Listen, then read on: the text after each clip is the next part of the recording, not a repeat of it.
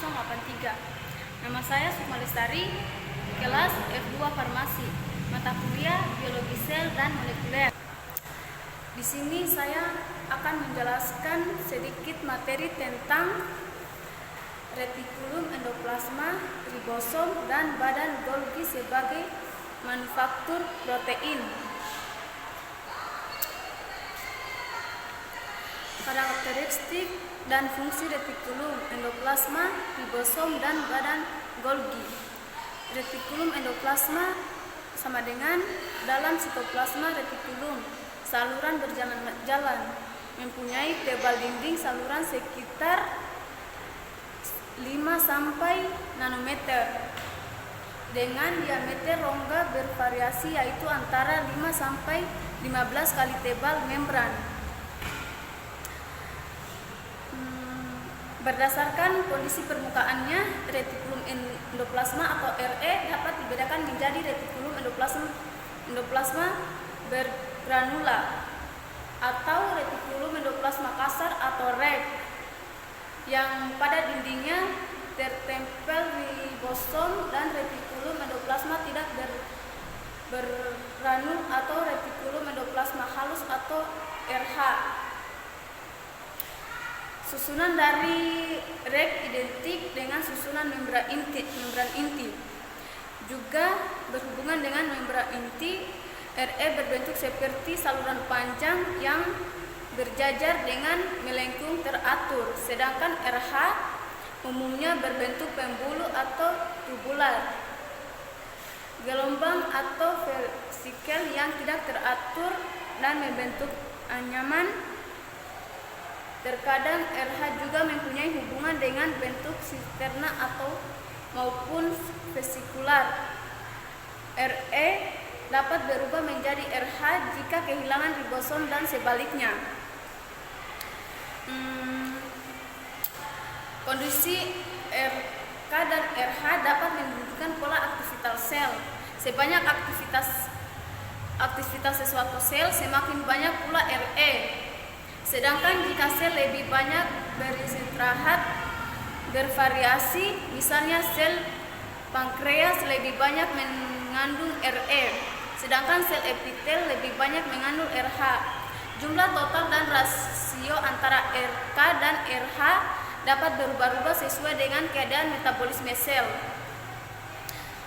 Pada umumnya, membran RE terdapat enzim-enzim dan rantai molekul pembawa elektron. Jenis enzim yang terdapat pada membran RE yaitu hidrolase, terutama glukosa 6-fosfatase dan nukleofosfatase. Dan enzim yang berperan dalam metabolisme asam lemak, sintesis fosfolipid, dan steroid. Selain itu, membran R mampu mengubah senyawa toksik menjadi lebih bersifat hidrofil, sehingga lebih mudah diekskresikan.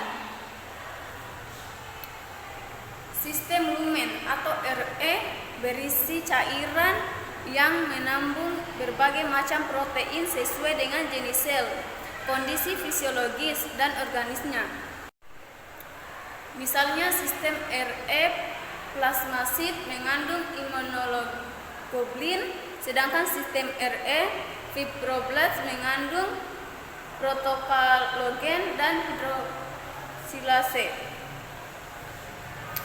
Selain sebagai tempat sintesis protein, fungsi RE diantaranya melakukan glipolisis, yaitu penambahan gula. Metabolisme lemak atau lipid merupakan reaksi enzimatik penguraian lipid menjadi asam lemak dan monogliserida oleh lipase pankreatik dengan adanya garam empedu, sehingga menghasilkan asam lemak dan monogliserida dalam bentuk misel.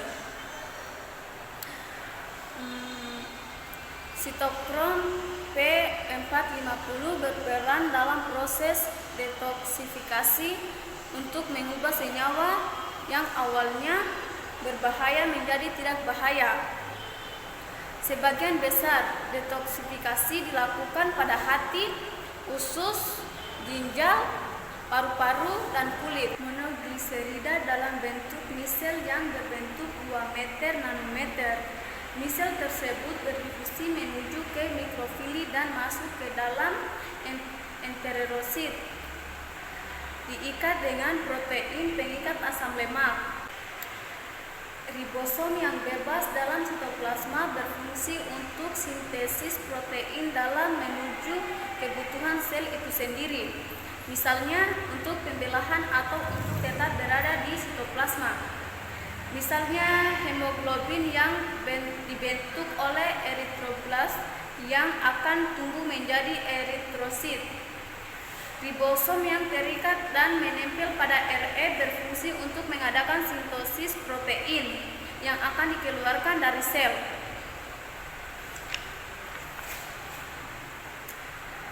Butir ribosom yang bebas dan tersusun berdekat dalam satu rangkaian yang disebut poliribosom.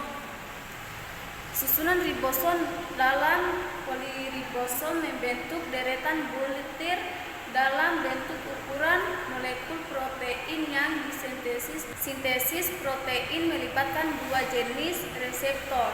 Reseptor pertama untuk mengenali ribosom subunit besar yang akan mengikat ribosom pada membran RE. Sedangkan reseptor kedua mengikat ujung 3 mRNA yang akan diterjemahkan pada mRNA tersebut. Terdapat kondom untuk polipeptida isyarat yang dikenali oleh molekul pengenal isyarat SRP dalam sitoplasma. Badan Golgi atau Golgi apparatus atau kompleks Golgi awalnya disebut apparatus reticularis karena strukturnya berupa anyaman yang berwarna gelap. Badan Golgi pada tumbuhan sering disebut dengan nama diktisom karena badan Golgi berbentuk seperti anyaman benang hitam dan badan-badan kecil berbentuk bola. Letak dan bentuk badan Golgi bervariasi tergantung jenis sel. Misalnya pada sel sekretoris, badan Golgi terletak pada bagian puncak sel di dekat inti. Sedangkan pada sel hati, badan Golgi terdapat pada sel lebih dari satu daerah dalam sitoplasma. Organel ini merupakan gelembung bermembran yang terdiri dari 3 bagian utama, yaitu saskula, vesikel sekretoris, dan mikrovesikel. Sistema merupakan bangunan dasar berbentuk pipa tersusun bertumpuk-tumpuk dan masing-masing saling berhubungan. Permukaan sisterna yang cembung menghadap ke arah inti sel dan berhadapan dengan RK atau kutub bawah. Mikrovesikel disebut juga transfer vesikel yang berupa gelombang kecil berdiameter 40 nanometer dan terdapat pada sekitar sifake serta berasal dari RE yang telah kehilangan butir ribosom. Vesikel yang berasal dari RK mengandung senyawa yang inature dan vesikel bergerak ke arah permukaan badan Golgi dan setelah menempel padanya, membran akan melebur dengan membran sisterna sehingga isinya akan masuk ke dalam sisterna. Distribusi enzim di dalam sisterna badan Golgi bervariasi tergantung lokasinya di dalam sisterna.